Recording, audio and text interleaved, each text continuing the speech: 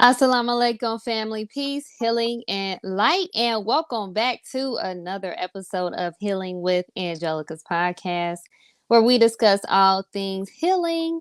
And if you are new to the show, welcome, welcome, welcome, beautiful souls. On today's broadcast, we have a special guest joining us today. One man that I absolutely love and adore, and a pioneer when it comes to living an abundant life. Dr. Abdul Alim Muhammad, as we'll be discussing today's topic, how to live an abundant life. Dr. Alim, welcome, and thank you so much for joining me today. How are you? Wa alaikum salam. Thank you very much. I'm very happy to be here. Yes, sir. Yes, sir. It is a pleasure and honor. All praises is due to Allah.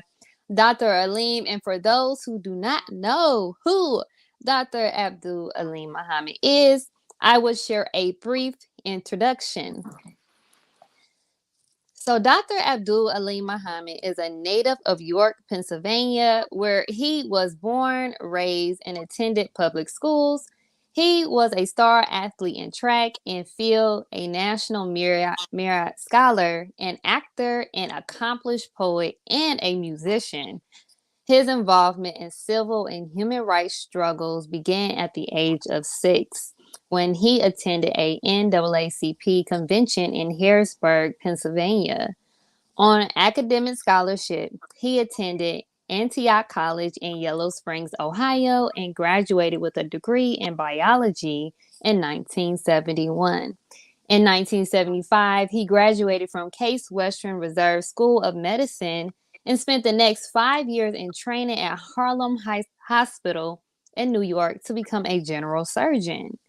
He has held several teaching positions at various medical centers and universities, but pursuing his interest in community-based alternative medicine. Yes, alternative medicine. He's founded the Abundant Life Clinic in 1986. He is best known for his clinical research in HIV and AIDS, and is a pioneer in the use of Kemron for the treatment of HIV disease. All praises due to Allah. Now let's get started on today's special broadcast, how to live an abundant life. And please, please, please, I ask my audience all the time, it is not likely that we get Dr. Alim on the show now. If you guys have any questions for our guests, please, please, please put your questions in the comment box below. So, as I took some time to dive deep into our topic for today, I had to further analyze the meaning of abundant life. Oh, give me 1 second. Are you hearing Yeah, are you hearing Okay. I think I'm hearing it too. Give me a moment.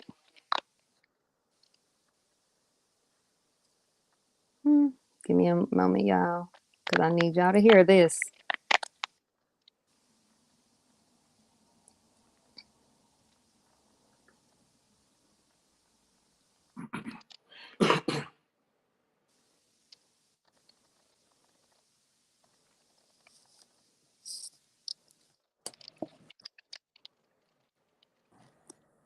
Okay. Do you still hear the clatter? Yes, I do. It sounds like somebody typing. It's only, it must be your microphone. It's Oh. when you speak. Okay. I don't know what kind of microphone you're using. I was just on my headphones, but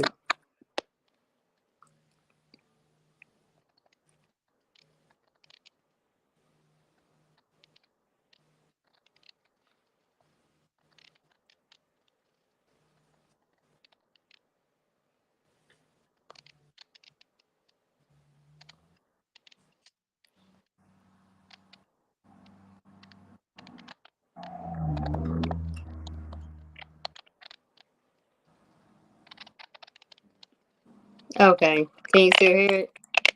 Yes, it's the same.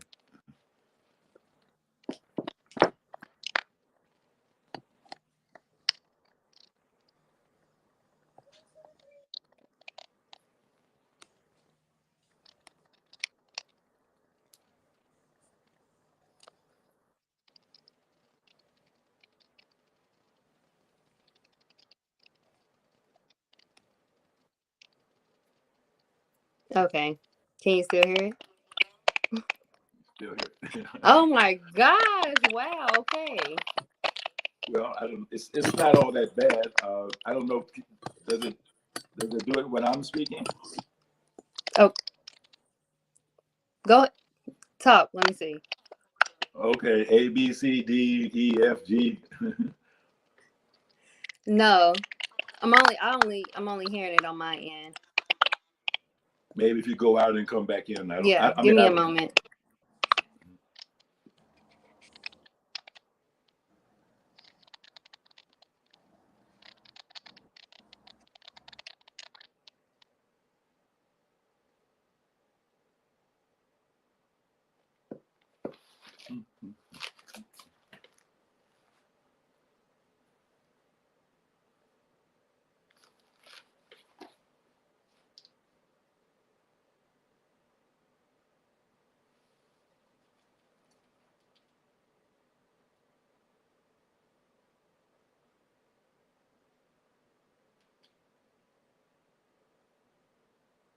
$68.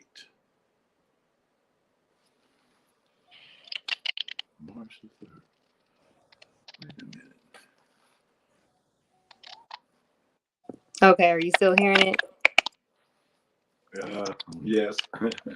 Well, we gonna have to make it do what it do.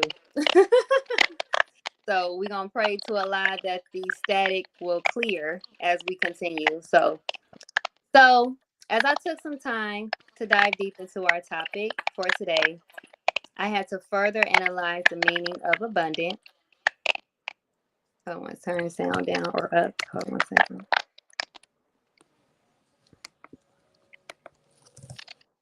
Okay. Well, yeah, we just gonna have to make it work. So yes, however, when it comes to life and to my understanding as to why we are in the condition that we are in today, it is allowing us to be satisfied with settling for the bare minimum when it comes to one not being able to fully express their God-given abilities to live an abundant life. And that brings me to my first question for you, Dr. Alim. What is an abundant life? Okay. What is an abundant life? Um, well, the word abundant has to do with quantity, amount, the amount of something. And that's on the positive side. Abundance, or that which is abundant, is something that is in huge amounts, big supply. And so to say what is an abundant life is to ask the question, how big is your life? Or put another way, not to be so personal and direct, how big is life itself? Not just your personal individual version of life, but if we look at life as a totality, from the beginning of life to the end of life, which is to say, the eternity of life. See, so then we're asking the question, well, how big is that? And if we know that the author of life, the self-created God, Allah, then we're asking the question, how big is Allah? Well, every Muslim knows how to say Allahu Akbar. And the translation of that is, whatever it is that you're talking about, Allah is greater than that. Allah is bigger than that.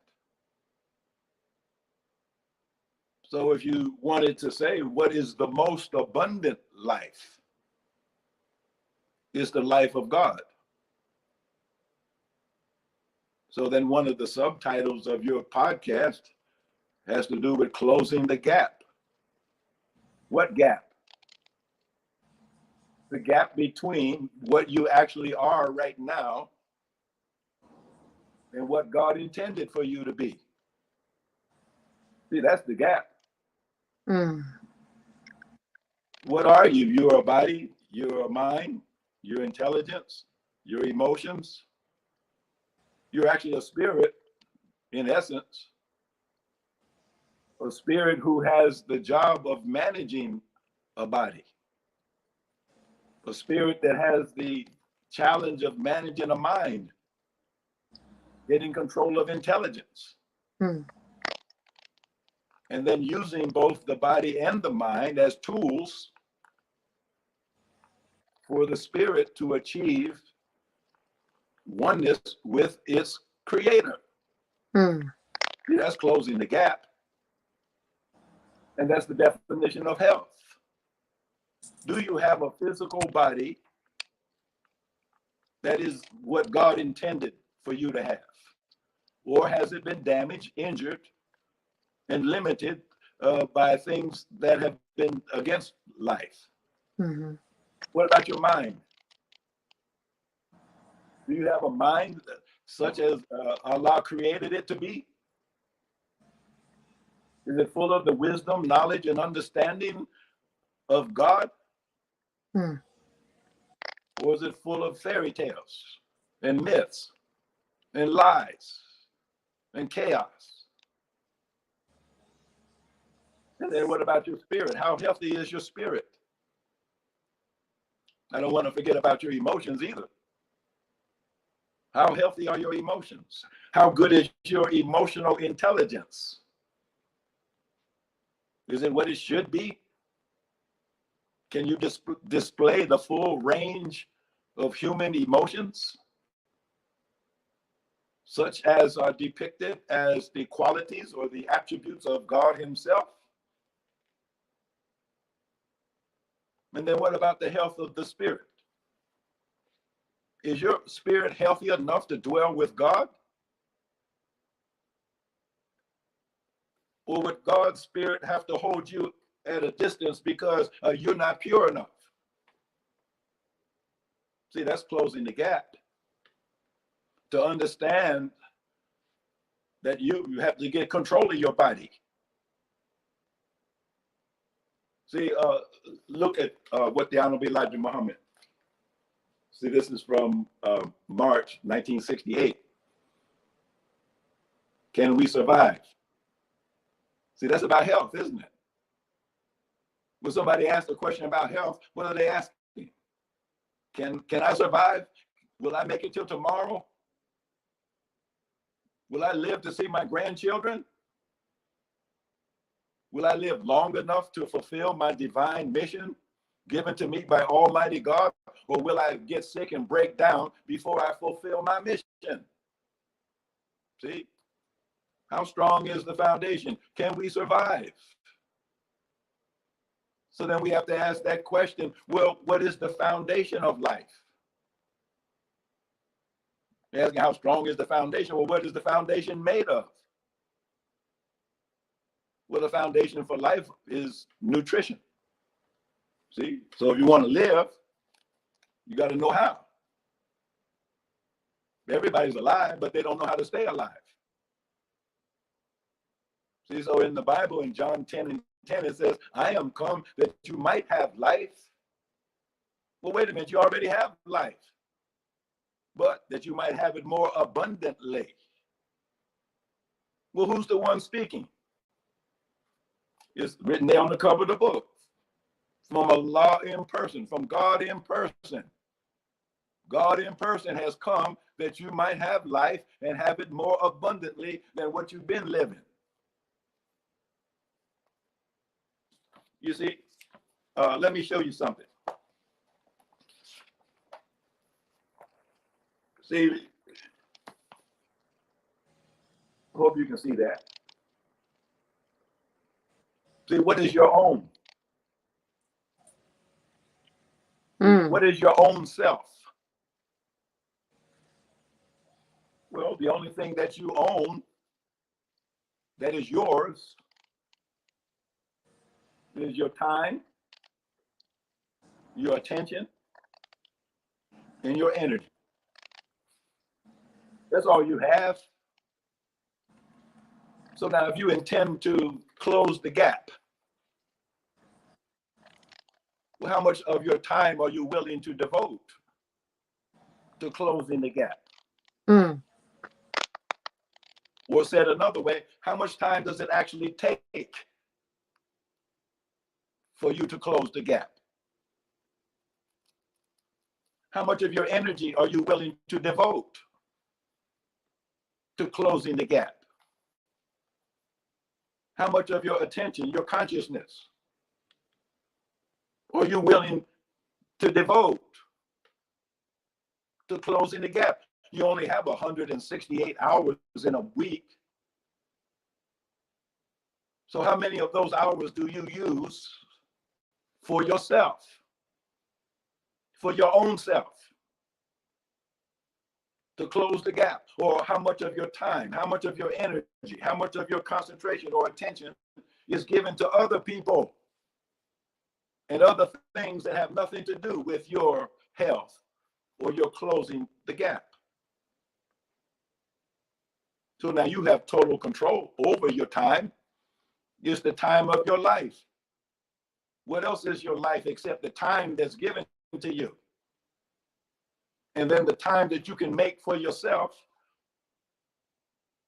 by learning how to live. You don't have to be constricted to the, 10 years that was given to the citizens, the people of this current world that's going out. That's all they were given. 70 years of life. That's it. If they were lucky. Most of them never got that. But now we're being offered by Allah Himself the opportunity to extend and expand our lifespan to an unlimited degree. Because some of us will find out as we mature spiritually in better communication with God, we'll find out that we have a mission in life that's going to take 500 years. Well, wouldn't that be a sorry thing to have a mission that takes 500 years to accomplish and you only live 70 years, if you're lucky? That would make God some kind of a cynical jokester. He's not. So when you find out what your mission is, and you need 120 years, you need 300 years, how are you going to make that? When the forces of this world, the wisdom of this world will take you down into the grave before you reach 70 years. You see, so that's what the challenge is. And so we have to define health in a proper way. Health is that state of existence of my body, my mind, my emotions, my heart, and my spirit. That all four are in complete harmony and alignment with the will and intention of the Creator. And when that is true, and I'm spending all of my time, giving all of my attention, all of my energy devoted to that goal, you see, then I'm a healthy individual. And then my healthiness will radiate. See, it will become like a light. What does the Bible say? Wisdom shineth forth from the face of a man.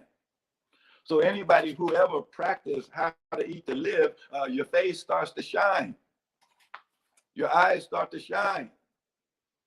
Your skin starts to glow and shine because it's full of the light of the wisdom and knowledge and understanding of God himself in person. He's just like you, flesh and blood, has a mind, intelligence, emotions, but governed by a divine, eternal spirit, just like you. So that's a brief answer to your question. I love that, Dr. Alim. All praises is due to Allah.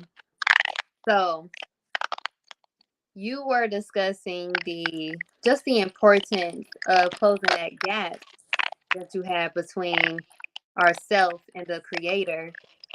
Do you mind discussing the importance of building one's spiritual connection in order to live an abundant life?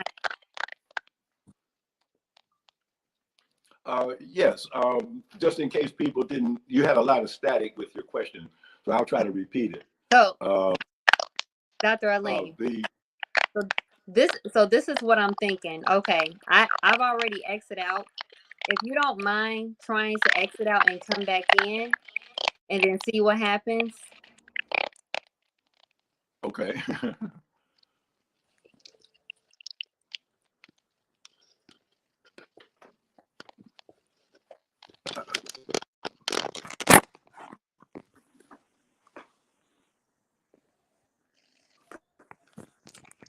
Let's see. Hello? Okay.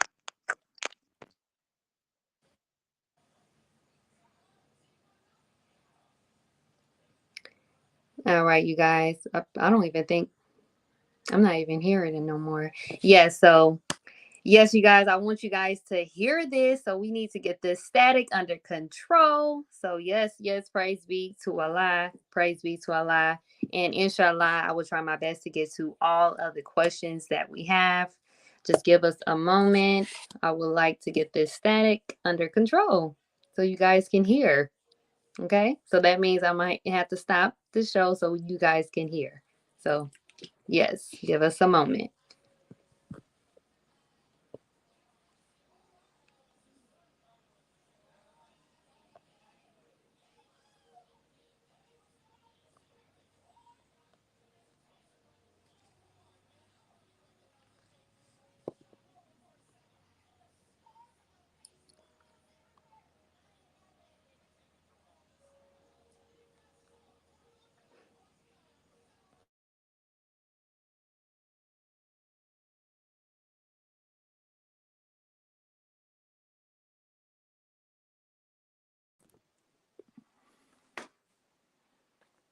Okay, can you hear me?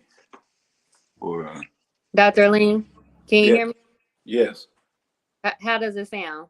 Okay, it's clear now. Oh gosh, Lord, praise be to Allah. Okay, that's it. Okay. Oh, okay. Give me a moment. Okay. All right. So you can hear me good. Yes, it's fine. Okay. Praise be to Allah. All right. We're good. Praise be to Allah. Okay. So I'm going to ask that question again. Um, for those who was not able to hear that question. Oh my gosh. Dr. Alim went in with that first question when it came to what is abundant life. He broke that down to a T.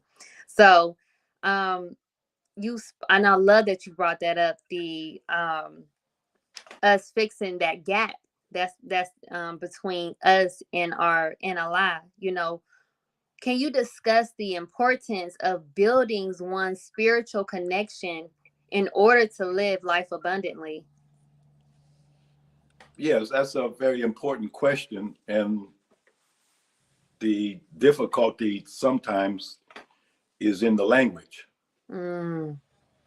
See, the way you phrase the question, the importance of one's of getting one's spiritual connection.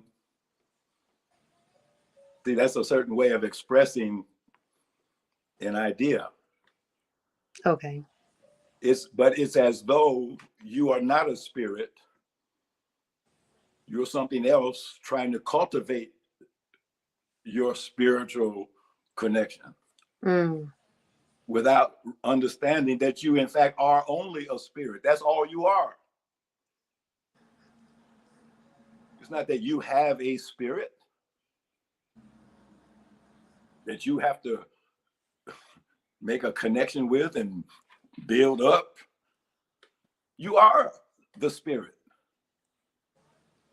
So then when you understand that you are the spirit, then you put things in proper perspective. The only reason why there's a gap in the first place is because you don't know that. You think you're something else. Now, most people, when they think of who and what they are, they think that they're a body. See, they'll tell you, I'm a black man. Well, what makes you a black man? Your body. Well, I'm a red man. I'm a yellow man. I'm a tall man. I'm a small man. I'm a fat man. It's all about the body. I'm a skinny woman. I'm a muscle-bound woman. It's all about the body. People go around defining themselves according to their physical attributes, as though that's what they are. And if that's all you are, then all you are is a lump of clay. And certainly there's a gap between a lump of clay and God. And if you think that that's all you are is a lump of material clay, well, then you will never close the gap. What about your mind?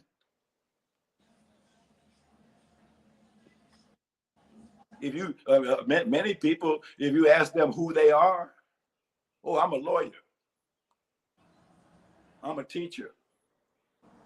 I didn't ask you what you do.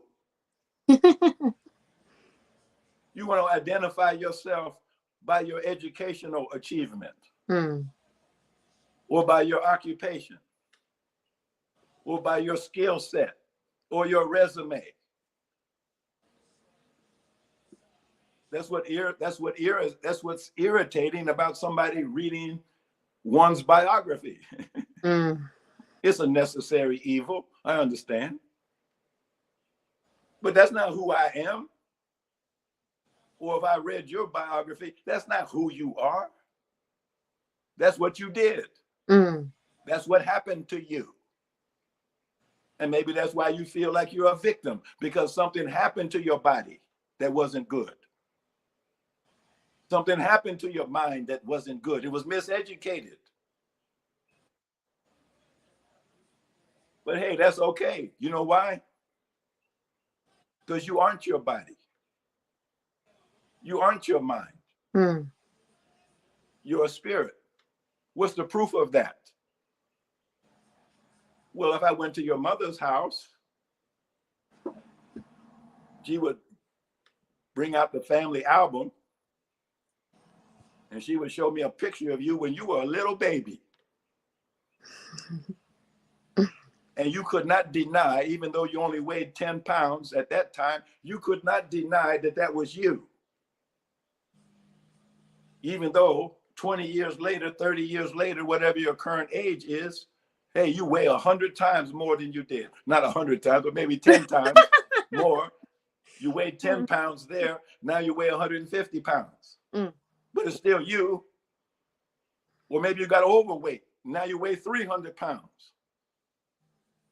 You don't even look like yourself anymore, but it's still you. And then you get old and shriveled up.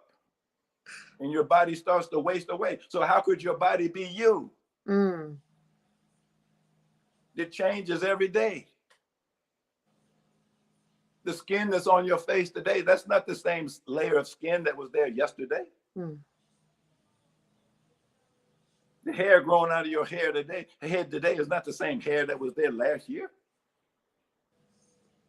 The physical body is constantly changing. That's not you.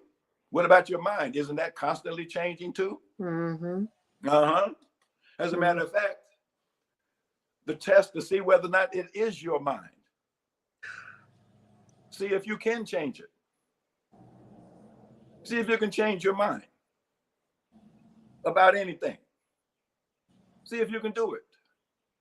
And a lot of people will find out they can't even change their mind about anything. Mm. They don't even have that much control over their mind. Just like many people, they'll confess they have no control over their body. Oh, I just have to eat. Oh, I just have to do this. Oh, I just have to do that.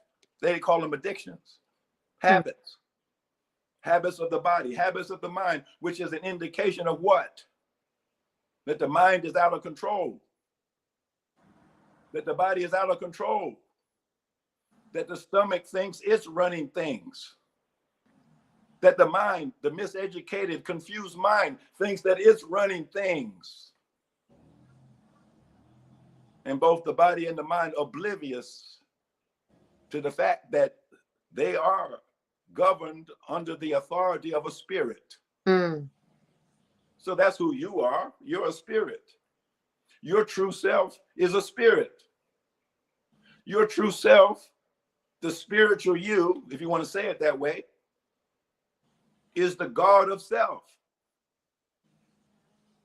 The God of self is the Lord of what? Heaven and earth. Isn't that correct? Yes, Don't sir. you believe in a God that is the Lord of heaven and earth? Well, what is the heaven of a human being? It's your mind. Mm. What's the earth of a human being? It's your body. Well, who's in charge of this heaven? Who's in charge of this earth? When you see some wrecked human being whose physical body is a wreck, hey, who's in charge here? Mm. When you see somebody's mind that's a total wreck,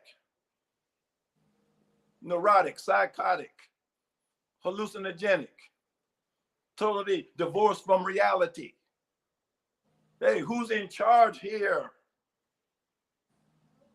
Well, it should be the God of self. Mm. So you see, when you understand who you are, that you are a spirit, that you are the God of yourself, well, then you know who's responsible for bringing about peace on earth. On earth as what? As it is in heaven. Mm. So in other words, I have to line up my body and my mind and my heart and my spirit with the will of God. So there will be peace on earth. And what? Goodwill towards men. Because if my spirit's not right, if my mind is not right, if my heart is not right, if my body is not right, and they're not aligned and in harmony with one another, how can I demonstrate goodwill towards other people? Mm. Yes. No, I'll be cranky. I'll be irritable. I'll be impatient. I'll be angry. I'll be jealous. I'll have all of the negativity, all of the what you might call the cardinal sins. I will have all of the spiritual sins. I'll be guilty of all of them. I'll have mental disease, mental disorder. I won't be in touch with reality. I won't have a notion of objective reality so that I can successfully solve the problems of life. Mm. Because Yeah. what is the purpose of the mind? The purpose of the mind is to use rational logic, mathematical logic to solve the problems of life, to make you happy. Mm-hmm. So if you're not happy, it's only because your mind is not functioning like it's supposed to. It's not doing its job. And it's not doing its job because it's not under the control of the spirit. Mm. See, seek ye first what? The kingdom of heaven. Yeah. And all of these things will be added unto you. Well, what are the things that we're talking about here? Things like a mind. Once you get the kingdom of heaven, then you get your mind back. You get your intelligence back. You start to get the actual facts about the universe back. You get your own concepts back, your own ideas, your own creativity. You get it back. And then, of course, you get a healthy body, so that you're no longer somebody talking about, well, the spirit is willing, but the flesh is weak. Mm-hmm. So let me close on this so people get a picture of what I'm talking about. See, most people walk around like a horse who's wondering, who's riding me? Who's pulling the reins? Mm. See, I want to go over here and eat some grass, and then somebody that I can't see, some force, I can feel something on top of me. But every time I want to go somewhere, there's some other force that's pulling me in another direction, making me do something that I otherwise would not do as a horse. Mm-hmm. Yes. Yeah, so most people are doing what? They're using horse sense, not understanding that the unseen power that is above and slightly behind you, that holds the reins of power over you, and that controls the direction and the speed Yes. and the destination. That's the higher power. See, that's the spirit. And don't use horse sense trying to, well, how come I can't see it? No, you're a human being. And so you have more than horse sense, and you have insight. Mm-hmm. And so you have right now, you have an image in your mind that makes you understand what I'm talking about. Yeah. And a horse could never do that, could it? No. I love that analogy. Well, Definitely. that's actually, that's not original with me. If Mm-hmm. you study Buddhism, Mm-hmm. that's how Buddha described the action of the spirit. It's like the spirit is like a rider riding a horse, you see, and Mm-hmm. it's a little bit above and behind the horse, and is controlling the power of the horse. Yes. You know, little itty bitty man controlling a huge, powerful animal. And so that's what we have to understand. You know, your body is powerful. How powerful is the body? You know, you see people in extreme situations, they'll pick up a car. You know, you see karate men, hey, they'll hit a bull with their fist and drop a bull. How strong is the body? See, we're talking about abundance again. How strong can the body get? How healthy can the body get? How big can the body get? We're descendants of Adam, aren't we?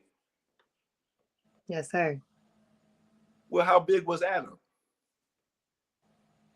According to Islam, Adam was 60 cubits high. A cubit is about 2 feet. So 60 cubits would be 120 feet tall. Adam was 120 feet tall. Now we're the little runt offspring of Adam. Mm. Now don't say that's impossible. All over the world, they're digging up the bones of giants. Doesn't the Bible talk about giants in the land? Well, what kind of healthy person do you have to be to grow up to be a giant? When you see the Egyptian hieroglyphs, the fresco panels, they depict some of the people normal size, what we consider nowadays to be normal sized people. And then there's beside them some other people that are giants. Well, we see that in the world of biology all the time. We know what a normal honeybee looks like. But then right in the same hive is the queen bee. How big is the queen bee? The queen bee is about 10 times as big as an ordinary bee. Well, what explains the difference between a queen bee and an ordinary bee? They don't eat the same food. Mm. The ordinary bees are just eating pollen and honey. But the queen bees, she gets fed royal jelly. And because her diet is superior to the diet of the worker bees and the drone bees and the other inhabitants of the hive, she grows and she's 7, 8, 9, 10 times bigger than the other bees, and she has an extended lifespan. The average bee only lives 120 days. But a queen bee, she can live for decades. Because why? She's eating royal jelly, a special diet that increases her physical size and strength and power and her ability to reproduce, but also extends her lifespan. Well, now, what kind of food was Adam? If Adam was 120 feet tall, well, we know where he was. He was in the Garden of Eden. So what was he eating? And if you compared what we're eating today with what he was eating, would there be any comparison? So now maybe the Quranic scholars are lying. See, maybe Prophet Muhammad alayhi salam was lying when he said that Adam was 120 feet tall. Maybe they were lying. Maybe the prophets of God were lying. Maybe the only reality is what we know right now, where people are little runts at 5 feet and 6 feet. And somebody 7 feet is considered to be almost a freak. Even though they uncover bones all over the world of gigantic human beings. Well, how tall was Adam? And what was he eating? And does the fall of Adam mean also the fall in stature?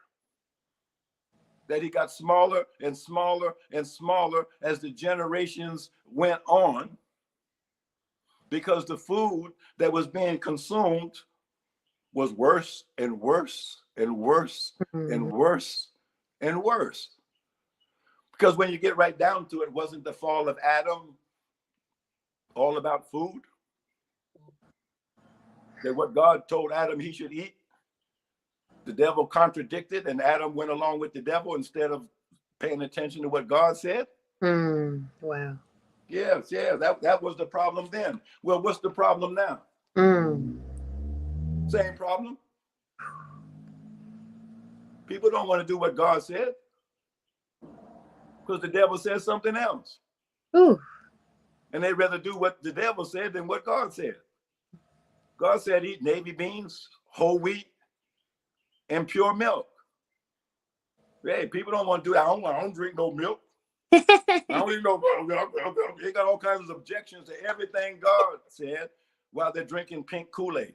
So again, what was the fall of Adam? He disagreed with God about food.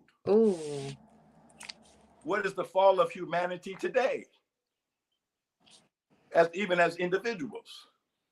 If you're sick and tired and fatigued, stressed out, in physical and mental and emotional distress and spiritual distress right now, why do you think that is? Food. It's because you disagree with God on the subject of food. And you did something other than what God told you to do, and now you're suffering the consequences of it. Now let me wind that up. You see, as Muslims, we should practice Islam. Shouldn't we? Yes. Shouldn't we? We shouldn't just call ourselves Muslims and then not practice Islam. We should actually practice Islam. So now if I understand that I, as a spiritual being, that I am the God of myself, you know, I know there's a big God out there in the universe, but the Honorable Elijah Muhammad said, hey, what's out there? Hey, the same thing is in here. So there's a big God out there in the big universe, but there's also a little God inside this little universe. And that's me. And that's you. So now if I understand that, if I understand that I am God of this little universe I'm talking about, well then who has total responsibility there? Who has total authority there? Who has total power there? I mean, name off all of the attributes of God. That's what's there. So now if the body's out of order, who's to blame? Who needs to atone? If the mind is out of order, if the emotions are out of order, who needs to atone? See, we're talking about atonement now because that's what healing is. Healing is somebody pointing out what's wrong. What's wrong in the body? What's wrong in the mind? What's wrong in the spirit? See, that's the first step of atonement, pointing out the wrong. And then acknowledging the wrong. Yes, there really is something wrong here. My heart really shouldn't be fluttering like that. I really shouldn't be constipated every single day. I really shouldn't get a headache every day. I really shouldn't have these abnormal periods. I really should be able to get pregnant. See, these pointing out the wrong. Yes. And then acknowledging that something is wrong. And then that leads to what? A confession and repentance. Well, what's the confession? Well, the confession is actually getting confirmation through examination, through objective examination. That's what doctors do. You come in with a complaint, something's wrong. Well, then the doctor acknowledge, oh yeah, your arm does look like it might be broken. Get an x-ray, okay, here's the report, here's the confession. Your arm is broken in 3 places. And then we have to rethink now, okay, what must we do now? And then you come up with the 5th step, which is the atonement program. Well, if you're talking about health and healing, that is the treatment program. What needs to be done to correct what was wrong or what is wrong? And it's only an atonement in the fullest sense. It's only a complete cure. It's only a full healing if it removes both the cause and the effect of what was wrong. Because if you don't remove the cause of the wrong, it's going to come back again. If you don't correct the effect of the wrong, then that hurt, that wound is not going to be healed. And so a complete atonement is a complete healing that removes both the cause and the effect of the wrong that was acknowledged. And then you get to the 6th step, which is forgiveness. Why is that necessary? Well, you had a medical problem and an issue. Why? Because somebody made a mistake. Was it a mistake of the spirit? Was it a mistake of the mind? Was it a mistake of the body? Well, somebody made a mistake that led to a problem. And now that problem has been resolved through the process of atonement, through the healing. So now whoever made the mistake must be forgiven. So that the mind, the body, and the spirit and the emotions can now be reconciled again. Because when you were sick, your emotions were all over the place.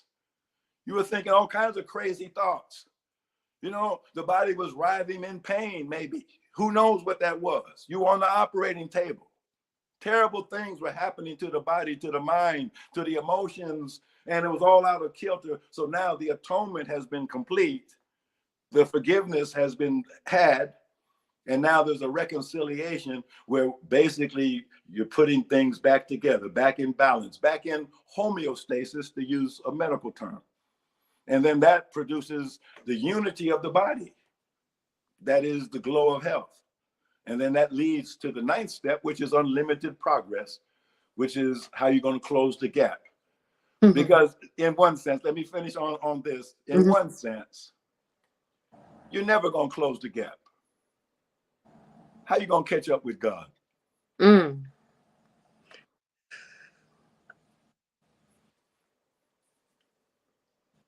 wow. Dr. Alim, you just, that was beautiful. I just took many notes. Praise be to Allah. And if you are enjoying this episode just as well as I am, please, please, please show your support by donating today to Cash App $ Healing with Angelica to help sustain future episodes just like this. Also, if you are enjoying all the broadcasts here on CTGB Network, please show your support as well by donating today. Information will be on the screen below. I love you all. Now let's get back to today's show. How to live an abundant life with Dr. Alim. Oh my gosh, Dr. Alim. Ooh, that was a lot. I'm definitely gonna have to take all this back in and re-listen to this. So now I do have another question, and I believe this is very important for us to actually have an understanding of these factors, so we can know when we may be engaging in certain factors that may not be beneficial to us. So, what are three survival factors and three anti survival factors that should be made known to us in order to live an abundant life? Because I don't think we know. Oh, okay. Oh, okay. That's a very good question. And actually, I wish I had a piece of artwork to show you, to illustrate the answer to that question. Yes. Maybe I can do something real quick here as I keep talking. Yeah, go ahead.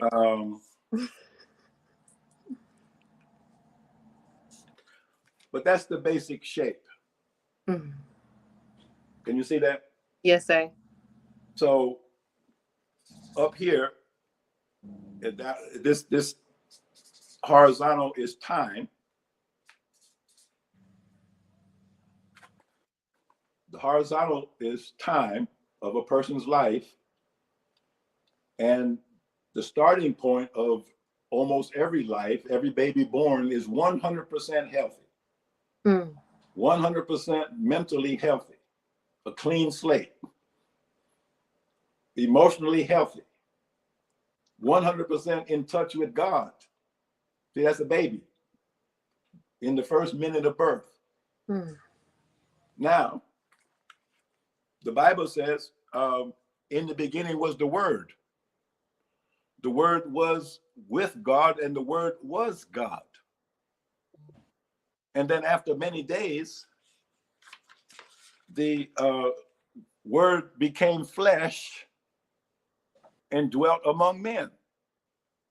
See, and that's where the trouble starts. See, the reason why the baby comes in 100% alive,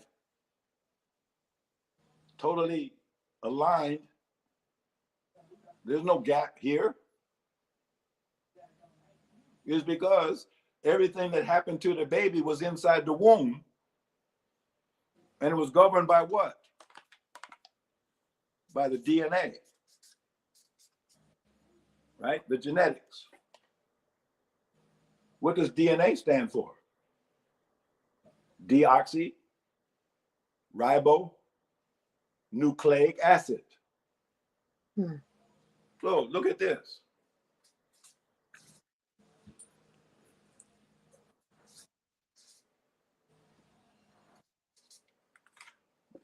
Deox equals deus. What does deus mean? God. Deoxy means God. What does ribo mean? Well, it's the same thing as what they call Jesus, Rabbi, or Al-Rab. So deoxy means God. Ribo means master, Lord. Nucleic acid means, nucleic is in the center. And what's acid? It's a chemical fire. So what does DNA really stand for? Deoxyribonucleic acid. It means that God, the Lord and Master, is at the center and burns like a flame at the center of my being. That's DNA. So what is DNA? It's a genetic code. So the Bible is correct. In the beginning was what? The Word, the DNA. In the DNA, the Word was God and was with God. And under the instructions, under the directions, under the genetic code in the DNA, the Word became flesh. This molecule of DNA became flesh. And after many days, dwelt among men. So the original influence was 100% God. And the power of that life was 100% God. And the feeding of that life was 100% God. Now he's born into the world. Now what happens? Now what happens? Now mama has to make a decision. It's going to be breastfeeding or Enfamil. There's going to be Cheerios in the morning. What's it going to be? Hot dogs? Mickey D's? Dunkin' Donuts? You see? Now the child is in the world among ignorant parents, among ignorant relatives, friends, neighbors, schoolmates, ignorant people giving out bad advice. So what begins to happen to the perfectly born child with no blemishes or defects, a genius mind, a perfect body? What happens? There's a decline. There's a decline. And the decline can be rapid or it can be gradual, but eventually the person reaches a point of what we might call the zone of disability. The body doesn't work anymore. My knee just gives out on me. My heart's weak. My bladder's weak. They say I got a fallen womb. They told me I got lung cancer. I had a stroke last week. I can't move my right arm. Can't talk anymore. See, you're in the zone of disability. I can't sleep anymore. I can't have sex anymore. I can't run like I used to. I can't remember. I can't remember. Where did I put my car keys? Where's my reading glasses? Because I can't see no more, and I can't find my glasses. See, you're in the zone of disability. I can't remember my children's name. I can't remember the lessons anymore. I can't find my way back home. You're in the zone of disability. Why? Because of what you were talking about, the negative stressors on life. So what are the things that push down the unlimited potential of a newborn baby? What pushes that potential down are the negative stressors. So what are those things? Well, I mentioned some of them. Bad advice from ignorant people, bad food, being exposed to poisons, chemtrails, poison water, taking antibiotics, tranquilizers, being vaccinated,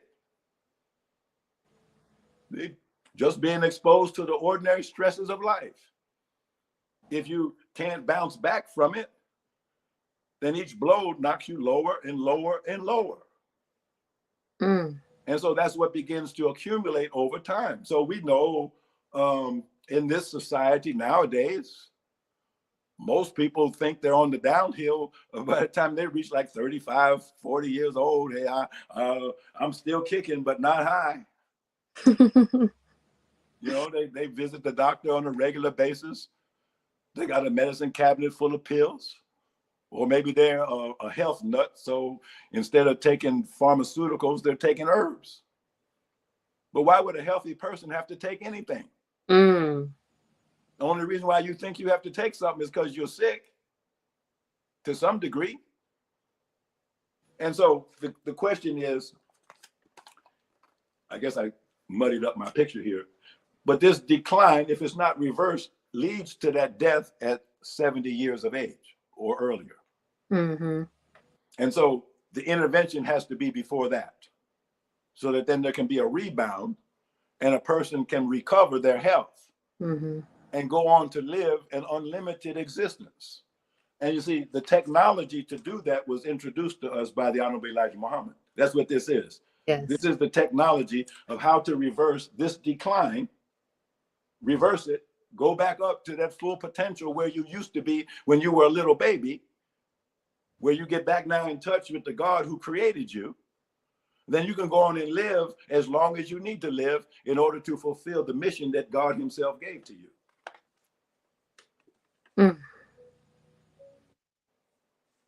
Whew. So now what are the other part of your questions? See, I answered the negative part. Yes. What about the positive part? What are the things, the positive influences that push you up? Well, obviously, in some cases, it's just the opposite of what pushed you down. Mm-hmm. See, what's the basis of how to eat to live? It's fasting, meaning one meal a day, fasting with the right food. So we have a lot of people, they do half of it. Yeah, they'll do the fasting part, but they're still eating the wrong food. Yeah. Mm-hmm. How can you get the right food nowadays? Where? At Whole Foods? Where? At Mickey D's? Where are you going to get the right food? Where? Well, if you look back in history, when Adam was on the scene, where did he get his food from that made him such a big man? He got it from the garden. Mm-hmm. Okay, well, who planted the garden? It said God planted the garden. Look in the New Testament scripture, the gospel. When's the last time, what was Jesus doing the last time somebody saw him? They say he was disguised as a gardener. Wait a minute, the first time you see God in the Bible, he's down on his knees, not praying. He's tending the garden. Then when he gets up off of his knees and confronts Adam, the only thing he tells Adam to do is to keep and tend the garden. Mm. And then when Jesus Christ is crucified and he comes back and he's seen by his disciples, the only thing the impression that they get, that he gives to them, is be a gardener. Then 600 years later, here comes Prophet Muhammad alayhi salam, and he gives the call to prayer. Come to prayer, come to prayer, come to success, come to success. Then what does it say? Come to cultivation. Mm. Come to cultivation. Now, most of us are lazy people. We think somebody's supposed to cultivate us. Mm. Yeah, I'm just a Negro. I'm a nothing. So let me go in here and let somebody make something out of me. Really? No, no, no. You come to cultivation so that that which is in you that God desires can be made manifest. It's like finding a wild rose in the middle of a jungle. It's a rose, but it's almost like a weed. Mm.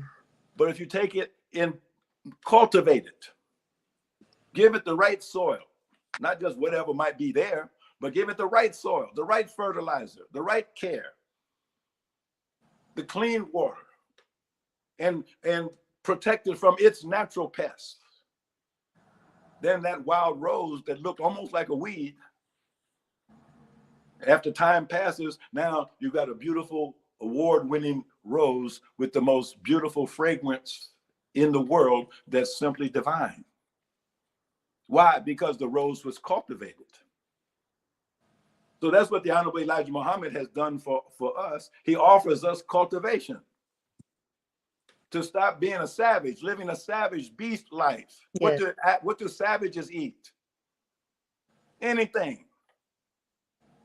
And that's what we have, a group of people that eat anything. As long as it tastes good, or even if it don't taste good, they'll put some hot sauce on it and make it taste good. So now let me just close on that, because see, you touched on my favorite subject here, how to eat to live. Yes. See, now the only thing that Allah said that he cannot do, and this is in How to Eat to Live, the only thing that he said he cannot do, now this is Almighty God, Allah himself, in person, speaking for himself. He said the only thing that he cannot do is save us if we will not change our way of eating. Mm. He just can't do it. He can't save you if he cannot get you to change your way of eating. You're just doomed if he can't get you to change your way of eating. Now, if you look at it now, that's not so surprising, is it? Because how long has it been since people on planet Earth have known not to eat pork, for example? but people eat it every day, don't they? Mm-hmm. Does a lightning bolt come out of heaven and strike them dead because they violated God's law? No. Allah lets them continue to eat it. Until what? Until it kills them. Mm. So now, 2023, the Honorable Elijah Muhammad said, get your mouth out of the white man's kitchen. Well, did we do it? Well, you answer the question yourself. You know whether you did it or not. Well, if you didn't do it, now what's in the white man's kitchen for you today? Genetically modified food? Yes. Chemical additives, preservatives, cancer-causing things. And now, as we just reported the other night on the Your Immunity Project, now they've inoculated the chickens with the spike protein.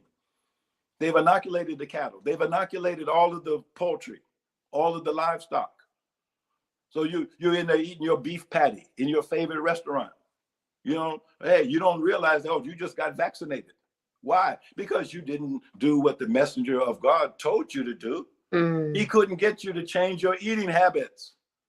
You were so lazy and so used to having other people grow your own food that you forgot God's command to Adam to keep and tend the garden. So you didn't do it. Unless you did. And you know who you are if you did.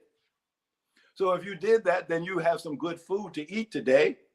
And you are what you eat, or you are what you ate. And so that which you cultivate cultivates you. So if you are cultivating good, healthy, nutritious food, well, then that makes you the same. You can't be any better than what you eat. So if God intends for you to be in the image and likeness of God, then you have to eat the diet of a God. You can't be in the image and likeness of God eating the diet of a devil. You see, and that's the dissonance, you know, that limits our life and makes it less than the abundance that it should be. Ooh. Wow, Dr. Alim. Woo! Oh my gosh. I'm so glad that you touched on that topic. I was actually going to go in, I actually had a question in regards to just how to eat to live in a diet and why it's so vital that we follow this so we are able to live an abundant life. And all praises due to Allah. You really nailed that, wrap that up. Thank Really you. good. Praise be to Allah. Oh my God. So I am going to take a few, I'm going to try to take, look and see if we had any questions before we end the show. Oh my God, Dr. Alim, I'm not gonna lie. This topic within itself is a lot. So inshallah, we may have to do a part 2. Inshallah. Well, now, let me correct you slightly. Yes. This topic is not a lot. This topic is everything. Whew. When you're talking about life abundantly, that is life. Life is everything. Yes. What you know, if it's not life, it doesn't exist. So life is everything. So if we're talking about life, we're talking about everything. Yes. And it's bigger than anything because it's everything. Which means, what are we talking about? We're talking about God. So beautiful. Now, I do have a question, and then we'll get to if there was any question. I have to go back up. Any questions in the comment section? I do want to know now, like, you know, you're the pioneer of abundant living, Dr. Alim. So how have you been able to live and maintain an abundant life, Dr. Alim? Let's talk about you. You know, you're a painter, you do all these things. Like, it's just beautiful. So let's talk about you. How are you able to live and maintain an abundant life? Well, that's a very good question. And I haven't often been asked that question. But number one, I had good parents. I had a wonderful, beautiful, perfect mother who literally was a living saint. I can't think of anything bad about my mother. I never remember anybody ever saying anything negative about my mother, nor do I know of anything negative about my mother. And my father was the same. I don't know anything negative about my father. And then not only that, I had good grandparents. I could go through my family history. I never heard a curse word uttered in my house. Mm. The only four-letter word my father ever would say, and he would look both ways before he would say it, he would say, damn. And see who heard. I didn't learn how to cuss myself until I went to college. And I thought that was part of the Black experience, learning how to call people out of their name with nasty language. So what I'm saying is that I had good parents, I had good upbringing. I went to a good church that was founded by my great grandmother. I was a member of the Cub Scouts. I went to a very good high school that had very high academic standards. I went to one of the best colleges in the country. That was a very free type of environment. When I say it was a free environment, there was no grades. You were allowed to study whatever you wanted to study, and you didn't have to worry about passing somebody's arbitrary test. And then I went to the best medical school in the country, Case Western Reserve. And the same thing was true at Case Western Reserve. They didn't give you grades. They made you into a doctor. So the first day, and it's interesting that what's the date today? The 7th of September? Yes. It was probably around the 7th of September in 1971. That was the first day of medical school. Yeah. And the first lecture in medical school went something like this. It was Dean Coy who said that this is a scientific medical school, and we do not believe in the life force or life energy. And the minute that you believe in a life force or energy, then you have become a quack. Well, now, who was I in 1971 on my first day of medical school? I was a Class A FOI. I was dressed in a suit and bow tie sitting in the front row. I was selling 900 Muhammad Speaks newspapers every week. I was eating one meal every 3 days. I was sleeping one night out of every 3 nights. That was me, 1971, listening to somebody telling me that the minute that I believe in a life force or a life energy, that I'm a quack. Well, I'm sitting there saying I'm a follower of the Honorable Elijah Muhammad, and so I'm a quack from the first minute. So in other words, what I'm saying is I went to medical school and I learned what medical school was able to teach, but I never found anything in medical school that was equal to this. Yes. They don't have this. We had one lecture in nutrition in 4 years of medical school. The lecture was over within 45 minutes. I was the one that raised my hand. I said, how come we only get one lecture in nutrition? The professor looked up at me and said, young man, that's all we know. That's all we know. And they were lying about half of that. You see, so in other words, I was immune to the effects of education. As I've often warned many students, I did study groups at Howard University, University of the District of Columbia. I always interacted with college students. And I did that because on that first day of medical school was the first time that I ever met a Black doctor. I never met a Black doctor until I was in medical school. And tears were streaming down my eyes. And Dr. Jackson said, oh, you're so happy to be in medical school. I said, well, that's part of it. I said, but the thing is, you're the first Black doctor that I ever met in my life. Mm. This whole idea of being a doctor, this whole idea of going to medical school, it was a dream. There was no reality connected to it. But here I was. And I was there because of the teachings of the Honorable Elijah Muhammad. So on the day I graduated from medical school, my parents were there with their chest, full of pride at the accomplishment of their son. But I told my mother and my father, I said, yeah, take your credit for being good parents. I said, but this day never would have come had it not been for the Honorable Elijah Muhammad. Mm. And so give him the major credit with all due respects.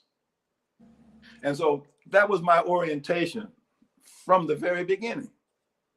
And so my challenge in my medical career, the reason I went into surgery was because that was the broadest specialty that there was. A surgeon has to know everything.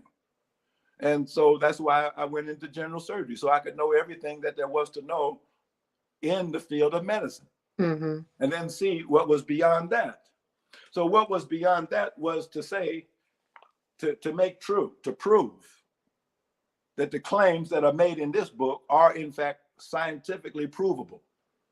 That Master Fard Muhammad says in this book, through the Honorable Elijah Muhammad, that fasting with the right food is the cure for all of your ills. Mm-hmm. Fasting with the right food. That's what this book is all about. Well, the medical profession doesn't believe that. They think drugs is the answer. They think surgery is the answer.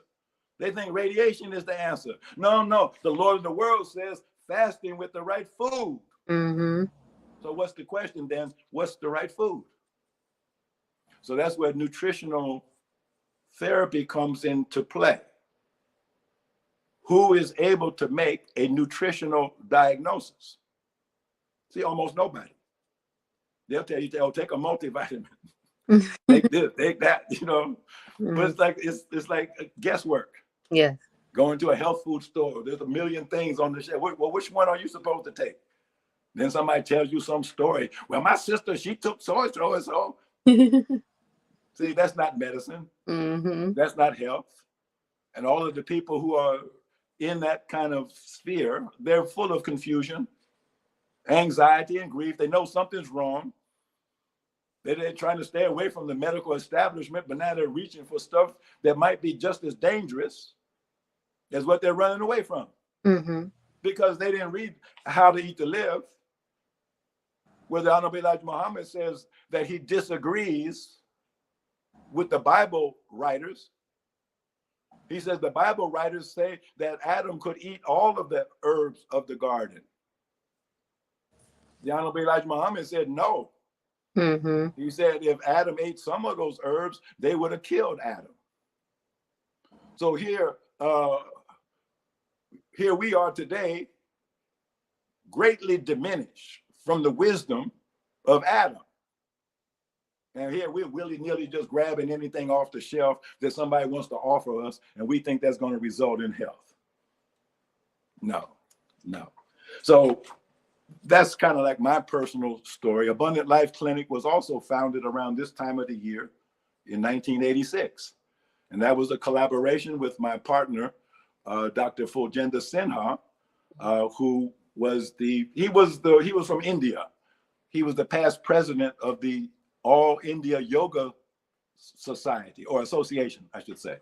And he came to America to teach yoga to people here. And he became my partner. He was my yoga teacher as well.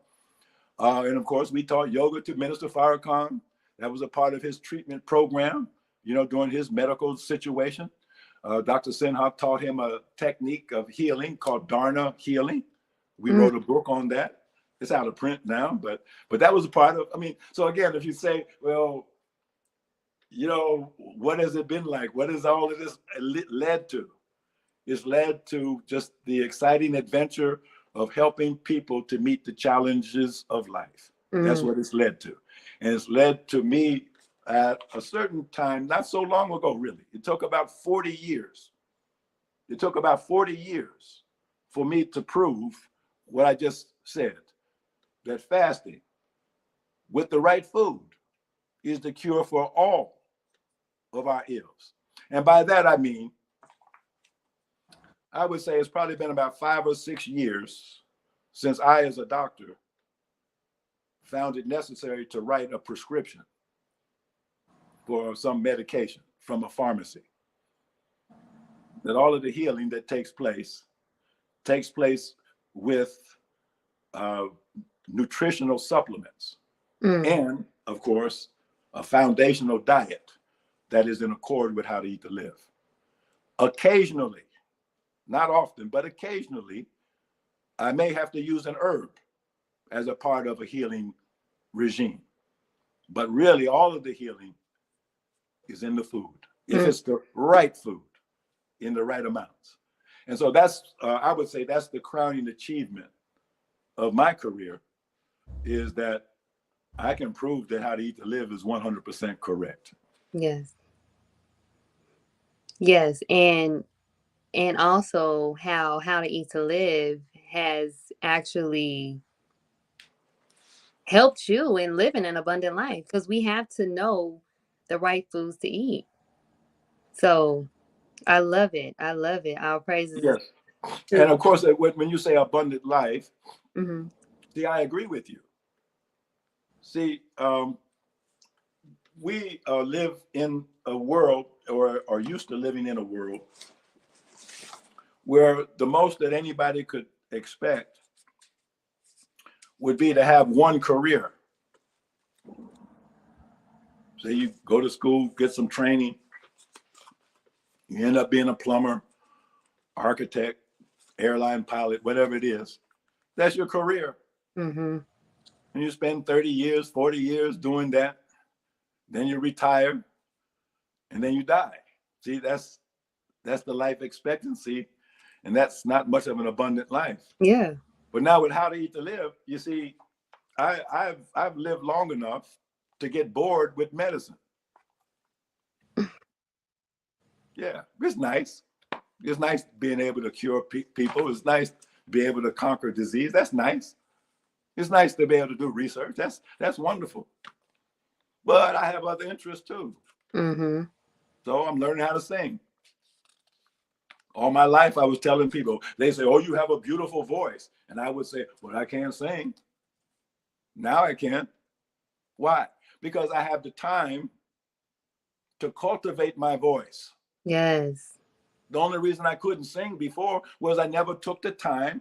I never put the attention on it. I never put the energy enough into it to actually cultivate a voice. Now I'm a painter. I'm getting ready to have an art show. Yay. Yeah, I'm getting ready to, I was on my way to Switzerland, to Art Basel. Getting ready to go to Miami to display art. I have an art catalog, 400 paintings. Oh, wow. Well, where do you get the time to do 400 paintings? Well, one thing I forgot to say about how to eat to live. How to eat to live is not for slaves. How to eat to live cannot be practiced by slaves. Because you don't see, a slave does not control his or her time. A slave does not control his or her energy. A slave does not control his or her concentration or focus of attention. Mm-hmm. They have to pay attention to what other people tell them to pay attention to. Mm-hmm. They have to use their energy to promote somebody else's health or somebody else's endeavors. They're a slave. They're working for somebody else. So their blood, sweat, and tears goes to the benefit of somebody else, not themselves. And mostly they don't have any time. They're working, the average person with a job, they're working 8 hours a day. With a 1 hour commute to work, another hour commute on the way home. They don't even have time to take care of their children. The children are in daycare. They don't have time to cook. What time do they have to clean their house? That's why they're wearing wigs. They don't have time to comb their hair. They got to be on the job. So in other words, this type of person is trying to practice how to eat to live with a 20-minute lunch break. Mm. See, this type of person is trying to cut corners and eating instant foods and going to fast food restaurants. See, the most pitiful thing in the world is to see, say, an MGT with a headdress on in Whole Foods, in Kroger supermarket, going down the aisles, looking over what the devil wrote on the label, trying to figure out what's safe to eat, as though there's anything in there that's safe to eat. Mm-hmm. You're right. Just like she don't know that. She knows that. But she said, but I don't have time. I don't have time to do what? To have a garden. I don't have time to breastfeed. I can't grow my own food. I can't can. I can't cook a complete meal. I don't have time. I got to work overtime. They called me in. See, that's a slave. Mm. How can you see if you're eating one meal a day, one meal every 2 days, one meal every 3 days? When I was eating one meal every 3 days, do you know how big that meal was? Can you imagine? As a matter of, I was in medical school in Cleveland, Ohio. So I was actually eating at the Shabazz restaurant. So everybody in the mosque knew when it was my day to eat. And I was a spectacle. Because I would sit down and the sisters back in the kitchen, they would bring out a whole loaf of toasted bread, a whole loaf of toasted bread. I'd eat 2, 3, 4 bowls of bean soup. I have 2 or 3 main entrees. Then the dessert, the bean pie, the ice cream. I would finish class at class was over at 12 noon. I would start eating my one meal after 3 days. I would start eating at 1 o'clock in the afternoon. I was still eating at 10 o'clock at night. And then I would go to sleep because I hadn't been asleep in 3 days. Whew. Yeah. You see, so that's how it's done. And if I had not been able to do that, if I had not had that technology, I never would have even made it into medical school. Because the truth of it is I was a literature major. I was a poet. And I came in the Nation of Islam, and Honorable Elijah Muhammad made it very clear, hey, we need everything in the building of a nation, not necessarily a literature major. So I switched majors to medicine. But I had to finish the whole pre-med curriculum in 2 years. So how do you do 4 years of work in 2 years and still come out on top and still sell 900 papers a week and still make every meeting and still work a part-time job as a janitor? And since I didn't have a car, I had to hitchhike every day to school. How do you do that? I'm about to say, listen, you have to have some energy. Yeah. So all praise is due to Allah for the Honorable Elijah Muhammad. Yes, sir. All praises is due to Allah. All praises due to Allah. Now, I am going to go ahead and end off the show today. Now, anybody that had any question, please make sure you guys email me your questions. So possibly, inshallah, if Dr. Alim is able to connect again, we can ask these questions towards the time of that show. So, because I seen I had a lot of questions, and I'm not seeing some of the other questions that was at the beginning because of the static that we had going on as well. But before we end the show, right? Let I have one more question to ask you before we end the show, and this is for everyone to know what advice, and you pretty much gave us, I believe, the gist of what we need to do. But what advice would you give a person who doesn't know where to start to claim their abundant life now? Where do you start? You already started. You already got started a long time ago. Ooh, okay. So you just have to catch up with yourself and find out where you are right now. So again, we could use the steps of atonement. Take a good hard look at yourself. You see, look at your body. Take off your clothes and stand in front of a mirror. See what you actually look like. Find out what you actually smell like. All the rest of it. And do the same. Inspect your own mind. How clear are your thoughts? One way to find out about that is how well do other people understand what you say? Or are you using a lot of slang words and you feel me, brother? You feel me? You see me, man? You're hoping that people kind of get it. See, that's another gap, isn't it? A communication gap. Yes. So if I can clarify my thinking,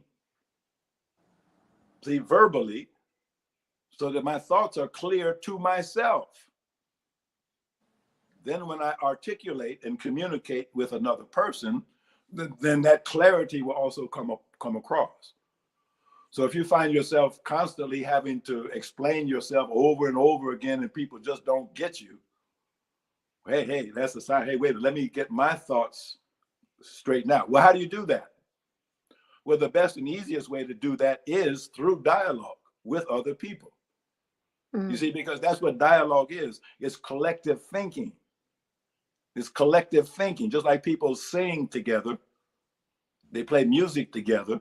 They dance together. Well, okay, that's the body, right? That's the body singing. That's your vocal cords, right? Dancing, that's your body moving, and you're doing that with other people, right? Okay, well, what about the mind? What's the dance of the mind? What's the singing of the mind? It's called dialogue. So if you obey the rules of dialogue, then dialogue itself will correct your thinking. Because you'll say what's on your mind, and somebody else listening to you will say, hey, wait a minute, that doesn't sound quite right. And they'll put a correction into your statement. And that will help you and help them. And you're doing the same by them. And so at the end of the dialogue, everybody's mind has been cleansed of misperceptions, false information, and everybody has a new clear understanding of whatever the topic was about. You see, and so if someone is constantly engaged in that kind of thing, it clears up the confusion in the mind. Then, of course, with the spirit, we know the spiritual practices. See, prayer. What's wrong with prayer? But a lot of people say they're confused in life. Things aren't going right. This is wrong. That's wrong. Okay, yeah, but how many prayers did you say today? Then a lot of people, if they told the truth, they don't hardly say any prayers. That's the truth. They don't. They forget about that. Even though the Quran says that the remembrance of Allah surely is the most powerful force. Well, I guess it is, because if you remember Allah, Allah is remembering you. Yes. And if you have the power of God on your side, hey, that is the most powerful force. But if you forget God, I imagine God could forget you. Why shouldn't he? Because, this is one thing people overlook. See, Jesus said, pray constantly and faint not. Then when Prophet Muhammad came along, alayhi salam, he went on his night journey into heaven, and God told Prophet Muhammad that he wanted 50 prayers a day. That's what God said, 50 prayers a day. Then Prophet Muhammad went down and talked to Musa. Musa said, you better go back and renegotiate that. And they went back and forth, and eventually Allah agreed. Allah agreed. See, the most merciful, Yes, the most beneficent God, he wanted 50 prayers. He wanted 50 prayers a day. And what did he agree to, because he's the most merciful? He agreed to 5. But what did he want? 50. He wanted 50. So now, how in the world Could you and I think that we're going to close the gap between us and God, and God's asking for 50, and all we're willing to give is 5, and most of the time we don't even give him 5? How you going to close the gap like that? God said, I want 50. Jesus said, pray constantly and faint not. So even if you give God 5 prayers a day, that's still only 10% of what he asked for. So now, what do you think you're going to get in return for 10%? If something costs $100 and you only got $10, what do you think you're going to get in exchange? How are you going to get 100% beneficence, 100% mercy, 100% of everything that God has to offer you? How are you going to get 100% of that and you only going to give 10%? Come on now. Islam is mathematics. Yes. That don't even add up.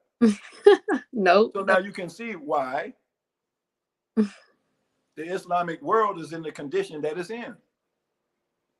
And you can see why the Muslims are in the condition that they're in. Because they're actually reneging even on the 10% promise that they made to Allah. And then they have the nerve to stand up in front of Allah and say, thee alone do we serve. Really? And you're getting ready to go to work for the enemy? And you're like, thee alone do we serve. No, you don't. You're a slave. And you're serving your slave master, and you're lying to God, talking about that he's the only one you serve.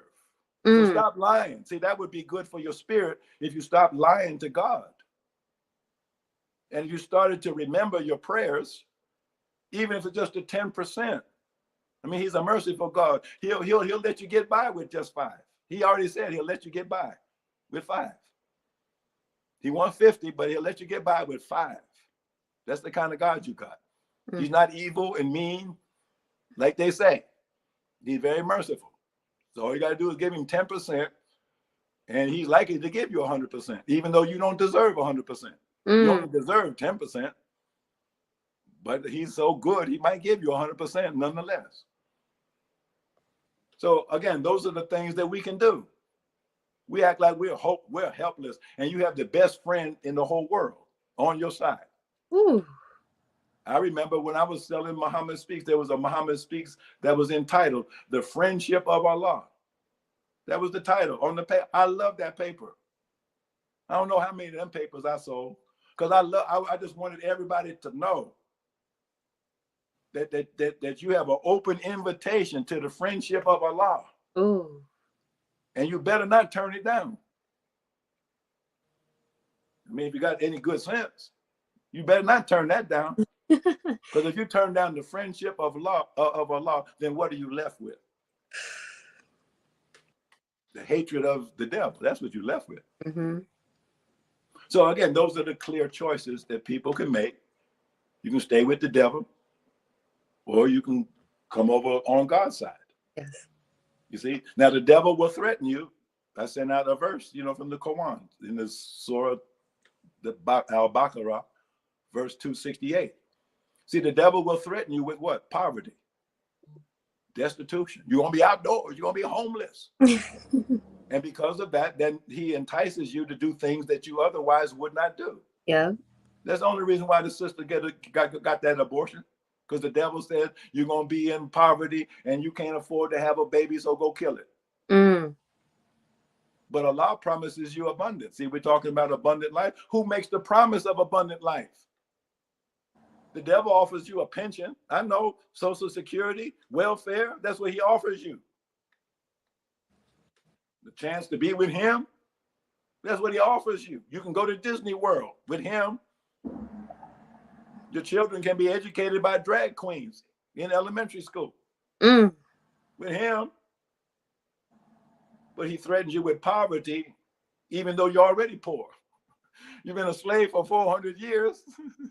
Allah came to give you some money and good homes and friendship and all walks of life. So why you turn him down? Yes. That's that confusion. So I'm having fun here, as you can see. And these are good questions that deserve good answers.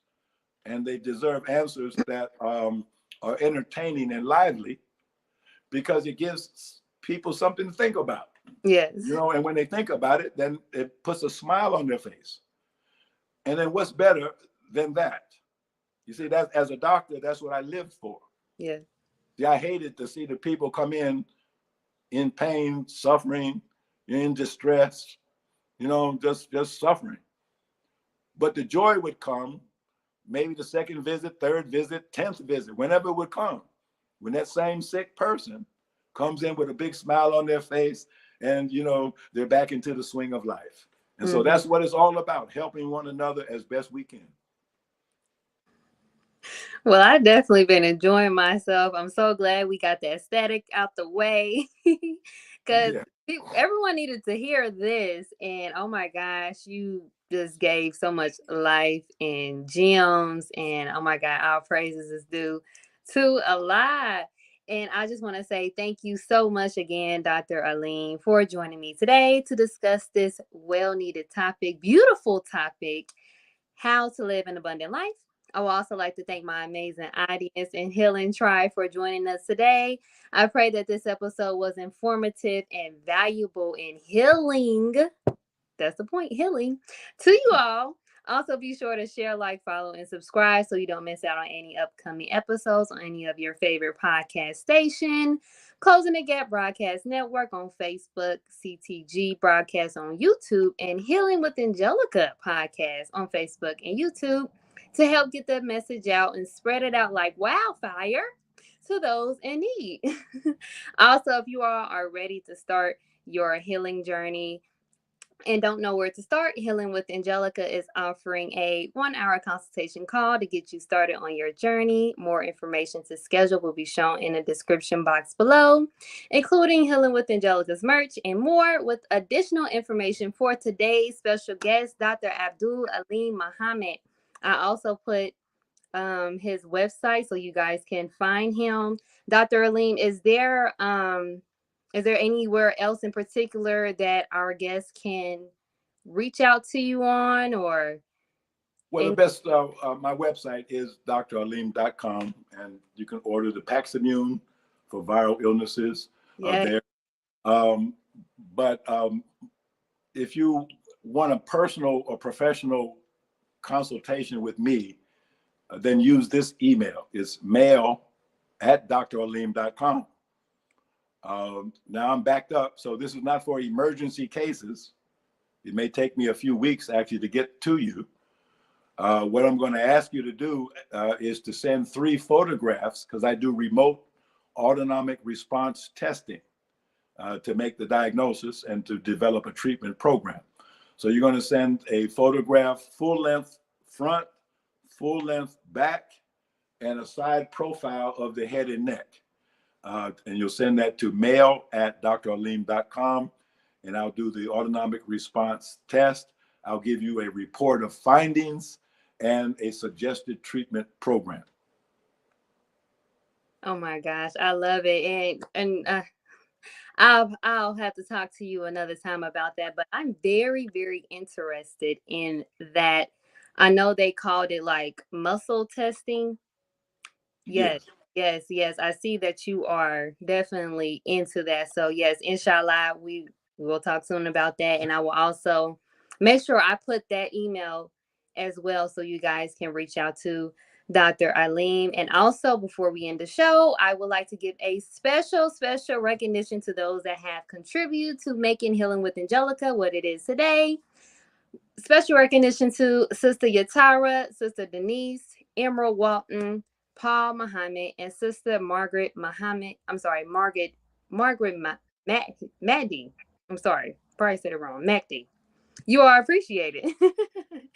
Dr. Alim, I know we've been talking for a while, and this is everything, and it's not enough to talk about. We can talk about this all day. But before we end the show, Dr. Alim, before we end the show, is there any closing remarks for our audience today? Well, I think we've covered, the main things.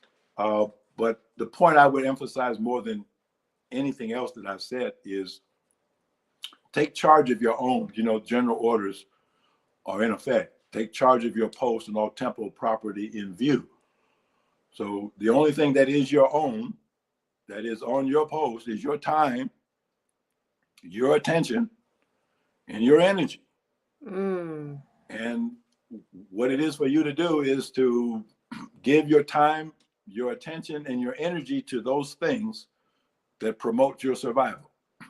And when we use the word survival, we're talking about health, because that's all health is the ability to survive.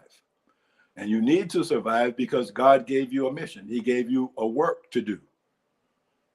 They changed the word that used to be the proper relationship with God. The original word was workship, W-O-R-K ship, workship with Mm. God. In other words, join him in his work. That was proper worship. Mm. But they took the K out, and now we're left with idol worship. Mm. Idol worship means two things. It means that they give you an idol to worship, and it also makes you idle so Mm-hmm. that you don't do anything. And so we have to give our time, our energy, and our attention to that which helps us. And the only thing that helps us the most, of course, is to give our time, our attention, and our energy to the God who created us. And that's the only way that we will close the gap. Ooh, that was so beautiful. Ooh, ooh, ooh. Beautiful closing remarks, Dr. Alim. Thank Thank you again for joining us today. And we leave you all as we came. Assalamu alaikum. Peace, you. healing, light.